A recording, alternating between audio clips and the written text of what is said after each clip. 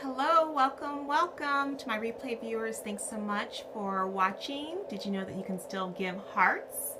And to my web viewers, thanks so much for checking this out. And to my live viewers, thank you. Welcome. It's been a while. So this is my 100th scope. Can you believe it? I know it's been a while. I'm happy to be back. All right, good to see some of my familiar folks here, Donna and Allie. Yes, welcome. I'm a great Merry Christmas. How are y'all doing? Hope you're doing well. Minnie's with me still. Hi. Oh my goodness, I've missed you guys a lot. Oh, thank you. Thanks so much, you guys. Yeah, I've missed you. So I'm just working on putting my little stand together here and get situated. Hi, Allie. Wonderful. So, you guys, it's been a while. I had to take a little break, okay, because I was just like, I had way too much stuff going on, and so sometimes we need to take a break every now and then. Oh, wonderful. Thanks for joining, right? We have to take care of our own mental health. Very important. My stand will cooperate. I haven't used it for a while. All right, I see some new folks here too. Welcome. Oh, Donna, thanks for sharing. Thanks, you guys. Okay, so let's talk a little bit about how you took care of yourself in 2015. Thank you for the hearts. I appreciate that. Yeah, there's a lot of interesting new hashtags that I've noticed here on Periscope. That's pretty fun. Yes, Merry Christmas, everyone. Happy Kwanzaa, happy holidays. Yes, so tell me, how did some of you take care of yourselves in 2015? And what I mean by that is, how did you make your mental health a priority? Did your yeses mean yes and your no's meant no? Did you do some things to make sure that you took care of yourself before you went out and started taking care of others? No, you didn't. Why not? Tell me why it was difficult to make your own mental health a priority in 2015. Tell me what was challenging for you in terms of making your mental health a priority in 2015. I'm curious, because this is something that I want us to all talk about and think about, because if we don't make our mental health a priority, it's not going to be addressed, okay? Taking care of others first. Yes. So you said no. Yeah. Good. I'm glad you said no more, Donna. That's so important. You know, sometimes we have to say no, because you guys may have heard that sometimes when you say yes to something that someone asked you to do, you're saying no to something else that may be really helpful for you or someone that you're close to, like your family.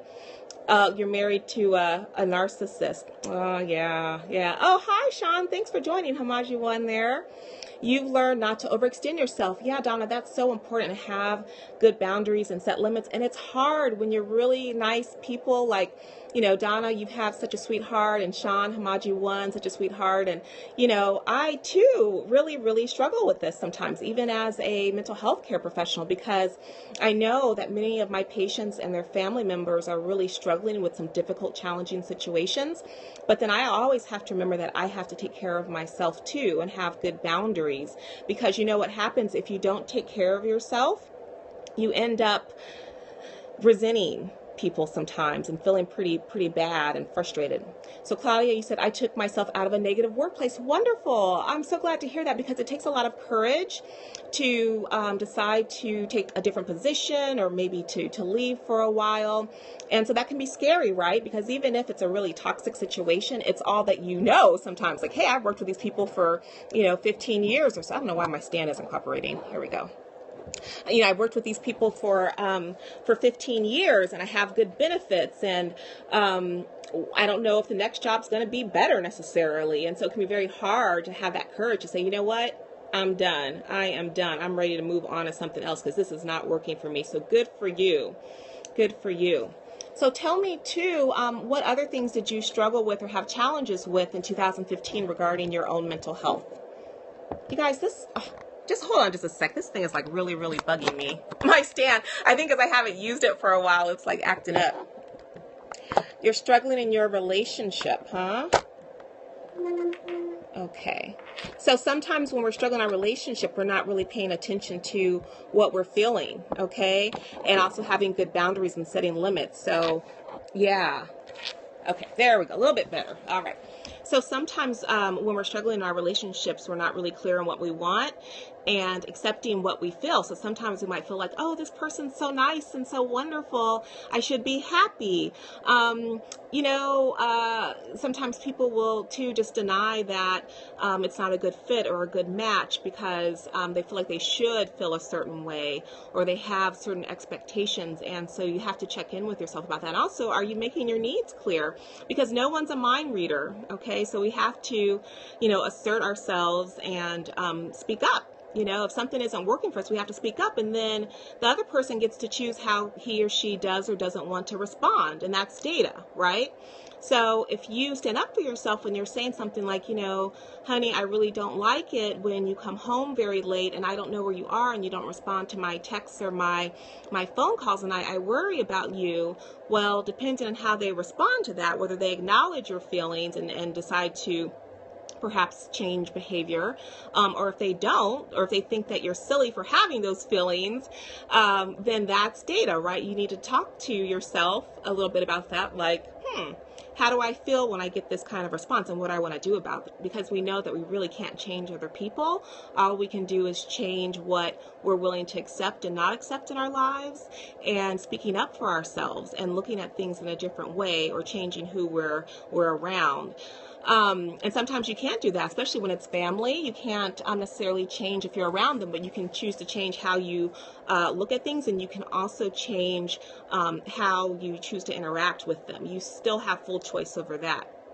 So for example, tomorrow with Christmas holiday, we think of Christmas being just a wonderful time and, family connecting, coming together. But if you know that there's going to be some people that are going to be pushing your buttons, you get to decide if you want to sit there and tolerate that, or if you want to take a break and say, I'm going to need to excuse myself now, and you can decide what you want to do from there. You can take a break and then you can come back later, but you don't have to sit there and take verbal abuse or, take on all that tension and that stress and that drama. You can politely excuse yourself so you can take a break and then perhaps rejoin the group when you feel ready. Hi, Dr. Shakas, thanks for joining. Set some ground rules. Yeah, I like ground rules. But here's the thing, Donna, too. You might have preset ground rules in your mind, but it doesn't necessarily mean that everyone else is going to respect those rules, okay? So maybe your ground rule is that no one's going to curse, tomorrow, okay?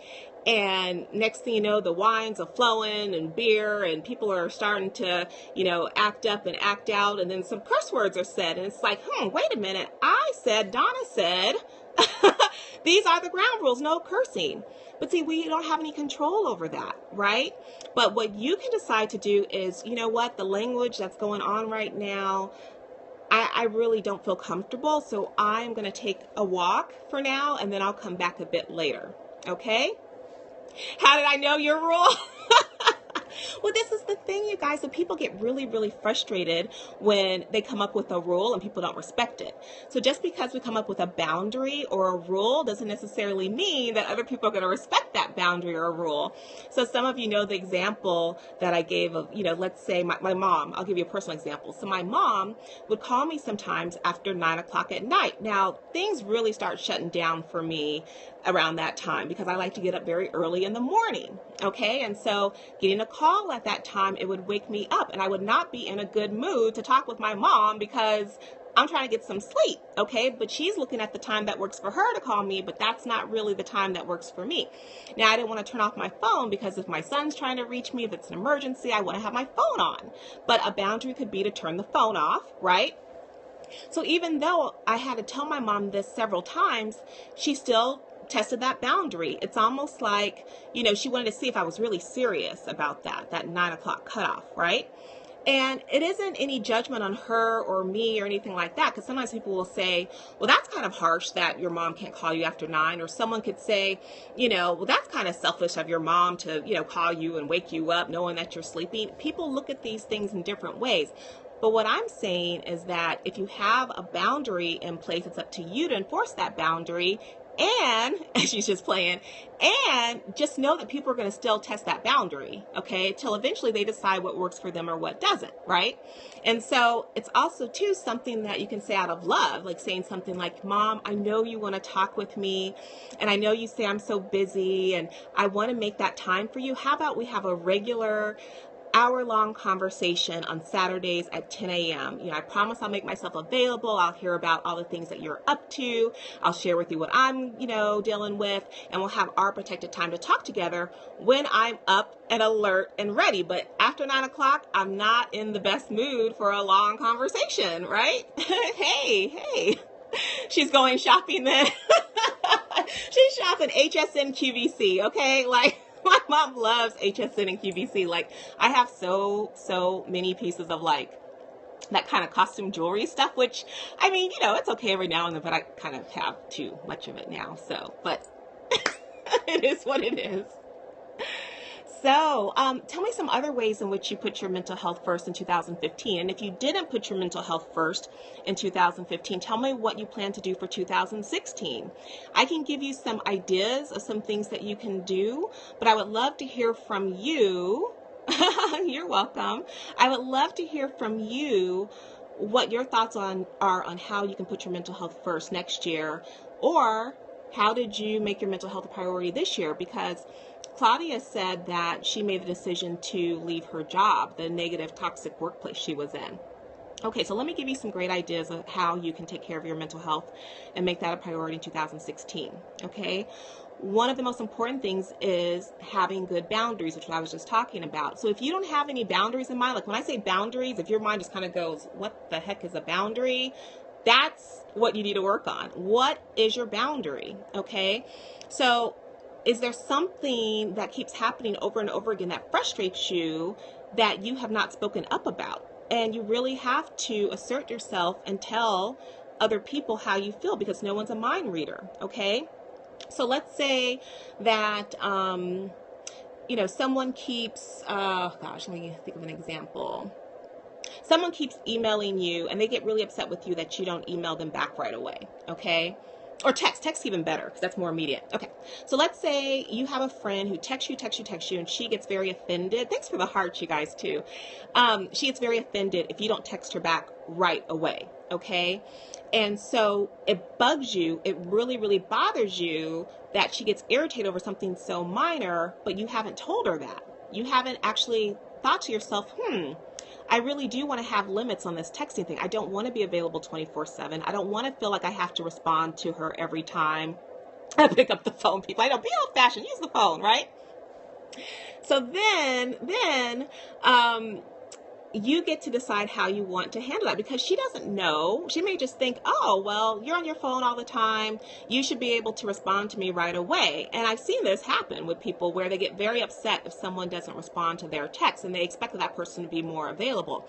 So it's up to the person to say to the person, I know you really want to connect with me. I know you've been trying to reach me and you would like for me to be able to respond to you right away. I sense that.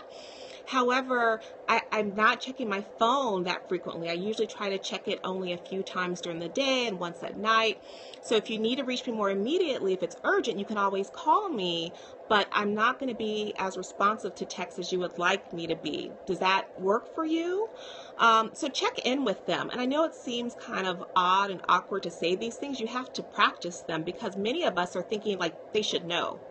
Like, they should know that people can't respond to text right away. They should know not to call after 9 o'clock at night. They should know. I mean, we have all of these rules in our head for how people should, and I don't like the word should as a psychiatrist, how people should behave. And so if we don't speak up and tell people how we're really feeling and what our boundaries are, then we get frustrated, right? And so we have to be clear. And so that's a way in which you can put your mental health first, okay? You can put your mental health first by being very clear on what you want in your life and how you want to spend your time, and make sure your yes really means yes and your no really means no. So what do I mean by that? So I had a patient who wanted to come in today, and I decided to see that patient, and that was fine, even though today I was just going to be doing some other work here in the office. And so I want people to know that when I say yes, I'm saying yes because I can do it and I want to do it and I want to help out. I don't want to say yes out of that feeling of, oh, I really should do it, or oh, obligation, or oh, guilt. Take that away, you guys. That whole feeling of saying yes to things just because you're trying to protect the other person's feelings, or you think that they're going to be angry with you, upset with you, disappointed in you. Make sure your yes really means yes, and be very clear with your no's. I mean, this is all part of maintaining good mental health. So, be very conscientious about the things that come up for you. So I had to decline some holiday parties. And I knew people were going to be disappointed. Oh, well, Mel, you're so fun at the parties and we're going to miss you. And I just said, thank you so much for thinking of me, but I'm not going to be able to go to the party. Okay, and of course, people kept following up. Are you sure? Why aren't you going to be there? It's not going to be the same without you. Again, thank you so much for thinking of me. And I know you're going to have a great time at the party. Unfortunately, I can't make it this year. Okay, so you have to practice these things, because sometimes we feel really, really guilty when we don't do something that we could do, but sometimes you just need a break for your own mental health, right? So make sure your yes means yes, your no means no. Okay. Oh, another Donna. Hi. So what do you guys think about that? Has that come up in your lives at all, where it's really, really hard to have these conversations and say no to somebody? Because sometimes, let me tell you what people really do. What they really do is they just don't respond. Like, they just kind of let things fizzle, fade, and they may never get back to the person. And they just hope it kind of goes away. And yeah, but really, really the best thing you can do is to prove it to yourself, right? Prove it to yourself that you have good boundaries, that you're very clear on what you want, what you do want in your life, and what you don't want in your life. And when you're very clear, then it becomes easier to assert yourself with other people and to speak up for yourself. But if you're just kind of passively just letting things happen, then you're missing out that opportunity to assert to yourself and to others how you really, really feel. Okay? All right, you guys. So I'm going to wrap up there for now. I just thought that I would hop on. You just said that when I say no, I don't owe anyone an explanation. Right. So your no is a complete sentence. You guys have heard that before. But I will say that it can be challenging just to say no. Okay? Oh, you're welcome. You're welcome. A lot of my patients really struggle with this, with just saying no. They feel like they have to come up with something else. Like, I can't do it because I have my kids, or my husband won't let me, or, I mean, they'll come up with just something. Oh, you're welcome. And it's very hard to say no because they feel like they'll be perceived as being cold and heartless and, So think about saying no. Oh, you're so welcome. Yes. So yeah, they're concerned about it coming across as mean or selfish. So maybe listen to the replay of this and think about how I gracefully declined going to the party without necessarily explaining, okay? So I basically said, thank you so much for thinking of me. I really appreciate that you like having me at your parties, and I know they're really a lot of fun. However, I'm not going to be able to make it this year. And I say that very sincerely to people, okay? That's how I say no. I don't say something else came up, or I have to work, or I'm very gracious. I'm very kind. I say it with a smile. And people know my heart. They know my intention, okay? They know it's not, people who are strong in who they are, they won't see that as being mean or selfish or anything like that. It's more like you're doing what you need to do to take care of yourself, Yes. And so if they ask, because sometimes people will ask, you get to decide what information you want to give them. I'll say something like, which is the truth, wow, I've been invited to so many parties this holiday season, and while I'm blessed to be invited to these parties, some I'm going to have to say no to because I need to have some time to spend at home with my husband, or I need to have some time to take care of some things that I've been working on. You can keep it kind of vague like that, to take care of some things I've been working on. You've been working on setting boundaries, okay? You don't have to say that. But you can say, I need some time to take care of it. So what do you do if they take a negative stance? Sometimes some people are going to go there. You can't control that. Honestly, you can't control that. But you might want to think about that. If they get really negative and they're trying to make you feel guilty, okay? They're trying to make you feel guilty. Think about that. That's data, right? Because really, someone who's coming from a place of love and strength and confidence will not make you feel bad for having that boundary, okay? So think about that. If they get really negative and nasty, like, you're so selfish, you're so mean, how dare you not do what I asked you to do? Think about that. What's that really, really about? Okay. Yeah. So check in with yourself on that one. If they're getting really nasty, negative, because my friends don't do that. My true friends don't do that. Now, mom, of course, my mom will sometimes say something like, "Oh, Melanie, you're just so busy, and sometimes I feel like you're not having enough time for me." And that's when I can say something like, "Mom, I understand that you want to spend more time with me, and remember what I said about us having our weekly time together on Saturdays. And of course, if it's urgent, I'm going to be there for you, but I'm not going to be able to talk with you after 9 o'clock at night." Okay? So it takes some practice, you guys. This stuff, you don't learn it overnight. It takes some practice, but very, very important in terms of maintaining good mental health. Okay. Oh, the newbies. Oh, thank you. Yes. So I'm Dr. Melanie Watkins. I'm a psychiatrist. I used to scope daily, not as often now, but I am going to get back into scoping regularly. And I talk about mental health topics. You can go to my website, yourmentalhealthfirst.com. I have some great tips and pointers there. I have several books if you're interested in reading about mental health and making sure that you're taking good care of yourself. And so this scope was pretty much about boundaries and communicating your needs and so forth. Okay. All right. Well, you guys are very, very welcome, and happy holidays. Okay. I may scope again tomorrow for a little bit. We'll see. All right. Take good care. Bye-bye.